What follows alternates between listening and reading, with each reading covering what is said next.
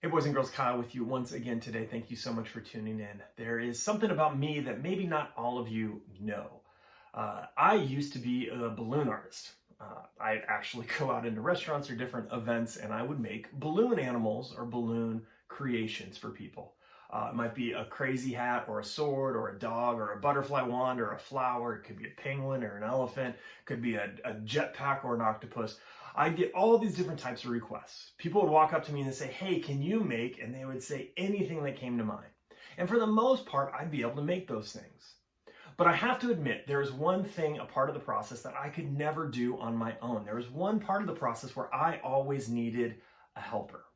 And it sounds weird, but it was blowing up the balloons. You see, most balloons are round and you can just put them on your mouth and you can just blow them up and it happens really easily. But these balloons that you use for these types of creations are really tricky. And to use your lungs, I'll try it one more time right here. Here we go. Ready? 1, 2, 3.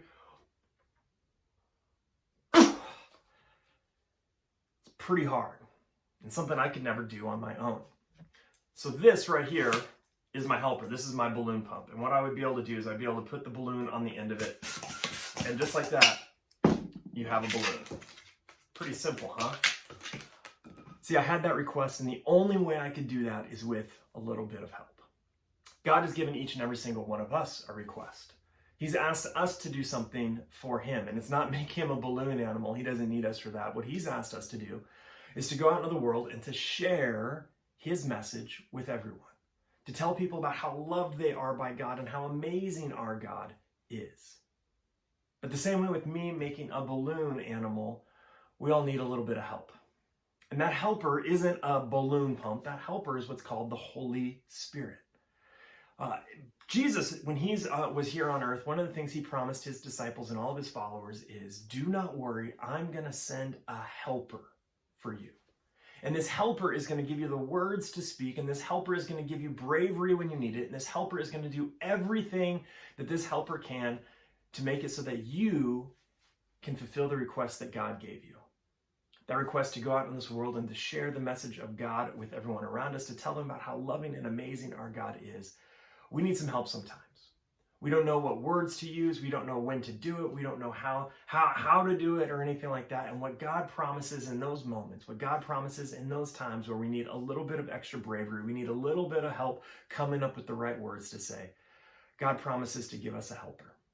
You see, our God is so amazing that he will never request something of us that he will not be willing to help us carry it out. So this week, boys and girls, you're going to come across different people, and it might be a family member, it might be a neighbor, it might be someone that you've never met before. And it's looking a little bit unique in these times, but God is still giving us the same request, and that is to go out into this world and to tell people about God's love. And you might even have that time this week where you feel a little bit like you're not prepared or you don't know how to do it. And what God promises in those moments is that you have a helper. You have someone that is able to do what you could not do on your own. He will give you the words to speak. He will give you the bravery that you need. He will give you the message to share. We all have a helper. Boys and girls, thank you so much for spending some time with me today. I got to make a few more balloon animals. Have a wonderful rest of your week, and we will see you all soon. Take care, and God bless.